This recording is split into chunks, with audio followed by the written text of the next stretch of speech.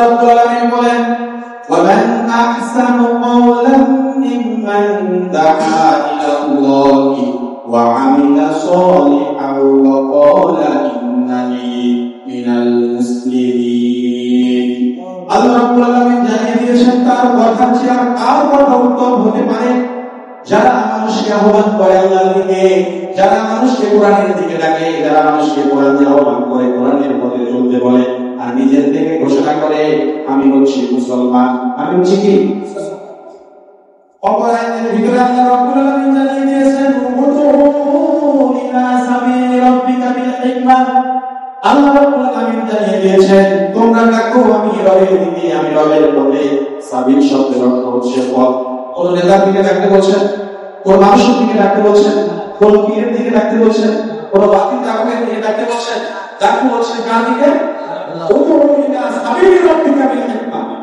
রব্বিকা আল্লাহ রাব্বুল আলামিন জানিয়ে দিয়েছেন যে তোমরা ডাকবে আমি আল্লাহ রাব্বুল আলামিনের দিকে, তোমরা আহ্বান করবে আমি আল্লাহ রাব্বুল আলামিনের দিকে, আমি আল্লাহ রাব্বুল আলামিনের পথে। এর ব্যতীত অন্য কোন দিকে তোমরা মানুষকে আহ্বান করতে পারবে না। আল্লাহ রাব্বুল আলামিন অপর জায়গায় জানিয়ে দিয়েছেন, স্বয়ং রাসূল সাল্লাল্লাহু আলাইহি ওয়াসাল্লামকে জানিয়ে দিয়েছেন ইয়া আইয়ুহার রাসূল বাল্লিগ মা উনজিলা ইলাইকা মির রাব্বিক। হে রাসূল আপনার উপর যেটা নাযিল করা হয়েছে, যে কোরআন আপনার উপর দেওয়া হয়েছে, এই কোরআন দিয়ে আপনি মানুষদেরকে আহ্বান করেন, আপনি মানুষদেরকে ডাকেন। এই মানুষদেরকে আপনার ডাকার জন্য আল্লাহ রাব্বুল আলামিন যে কোরআন দিয়েছেন, এই কোরআন দিয়ে আপনাকে মানুষদের দিকে আহ্বান করা লাগবে। কোন ইচ্ছা কাহিনী দিয়ে মানুষদের দিকে মানুষদেরকে আল্লাহর দিকে আহ্বান করবে না, কোন গল্প দিয়ে মানুষদেরকে আহ্বান করবে না, কারো কোনো কথা দিয়ে মানুষদেরকে আহ্বান করবে না। আমি তোমার প্রতি যেটা নাযিল করে দিয়েছি সেই দিকে মানুষকে আহ্বান করবে। আল্লাহ নবী সাল্লাল্লাহু আলাইহি ওয়াসাল্লাম বলেছেন মান ক্বালা বিহি সাদাকা ওয়া মান আশা বিহি মুজিরা ওয়া মান হাকামা বিহি আদালা ওয়া মান দাআ ইলাইহি ইলা সিরাতিন মুস্তাকিম। যারা কোরআন দিয়ে আমল করে, যারা কোরআন দিয়ে কাজ করে, যারা কোরআন দিয়ে বিচার ফয়সালা করে, আর যারা কোরআন দিয়ে মানুষকে আহ্বান করে, মানুষকে ডাকে, আল্লাহর নবী সাল্লাল্লাহু আলাইহি ওয়াসাল্লাম জানিয়ে দিয়েছেন ওই ব্যক্তিটি, যে ব্যক্তিটি কোরআন দিয়ে মানুষকে ডাকে, সে সিরাতুল মুস্তাকিমের দিকে ডাকে, তার আহ্বান তার ডাকা কখনো কোনো সময়ের জন্য বন্ধ হতে দিতে পারে না। সুবহানাল্লাহ।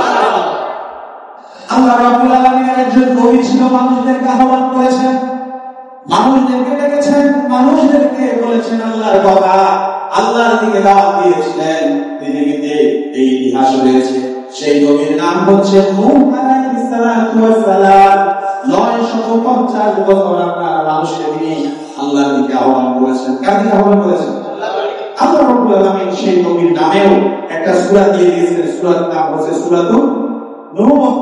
আল্লাহ একটা সূরা দিয়েছেন, এই সূরাতে আল্লাহ রাব্বুল আলামিন যত নূহ আলাইহিস সালাতু ওয়াস সালামের দাওয়াতের মিশন আর উম্মতেরা কি বলেছেন, তিনি কি করেছেন, সকল বিষয়ের তাফসীরের ভিতরে এই সূরাতে দেওয়া রয়েছে। নূহ সূরাটির মধ্যে আল্লাহ রাব্বুল আলামিন আয়াত দিয়েছেন 28টি। কয়টি? 28টি আয়াত দিয়ে এই সূরাটি নাযিল হয় আপনার মক্কায়। কোন সময় নাযিল হয়? মক্কায় যখন নবী সাল্লাল্লাহু আলাইহি ওয়াসাল্লাম দ্বীনের দাওয়াত দেওয়া শুরু করলেন প্রাথমিক যুগে, নির্যাতন নিপীড়নের মধ্যে সাহাবা মাইল যখন অদেশ হয়ে গেল, আর সইতে পারতেছে না, আর নিতে পারতেছে না। আল্লাহ নবী সাল্লাল্লাহু আলাইহি ওয়াসাল্লাম একদিন কাবার চত্বরে বসে আছেন, একজন সাহাবী গিয়ে তিনি বললেন ইয়া রাসূলুল্লাহ, এত নির্যাতন নিপীড়ন চলে রাসূল, আমরা নিতে পারি না, আমরা সইতে পারি না। রাসূল সাল্লাল্লাহু আলাইহি ওয়াসাল্লামকে বলেন আপনি কি একটু আল্লাহর কাছে দোয়া করবেন না? আপনি কি আল্লাহর কাছে দোয়া করবেন না? আপনি কি আল্লাহর কাছে একটু সাহায্য চাবেন না? কখন আসবে আমাদের উপর সাহায্য, কখন আল্লাহর সাহায্য চলে আসবে আর আমরা এই জালেমদের কাছ থেকে নিস্তার পাবো? রাসূল সাল্লাল্লাহু আলাইহি ওয়াসাল্লাম উত্তর দিলেন আমরা যতটুকু শান্তির ভিতরে বসবাস করতেছি, এখনো আমার পূর্বের যে নবী ছিল তারা কিন্তু এই শান্তিতেও ছিল না। তাদেরকে ধরে আনা হতো, তাদেরকে করাত দিয়ে নিখণ্ডিত করা হতো, তাদেরকে রাতের আধারে হত্যা করা হতো, তাদেরকে শেষ করে দেওয়া হতো। আল্লাহ রাব্বুল আলামিন আমাদেরকে এখনো জীবিত রেখেছেন। আল্লাহ রাব্বুল আলামিন আমাদের বিশেষ করে গেছেন শুধুমাত্র চলতেছে একটু নির্যাতন, সুতরাং তাদের মতো করুণ পরিণতি আমাদের এখনই হয়নি, আমাদের এখনো হয় নাই। সুতরাং আমাদেরকে বসে থাকা চলবে না, আমাদেরকে দিনের দাওয়াতের কাজ দেওয়াই লাগবে। দিনের দাওয়াতের কাজ কি করা লাগবে? দেওয়া লাগবে।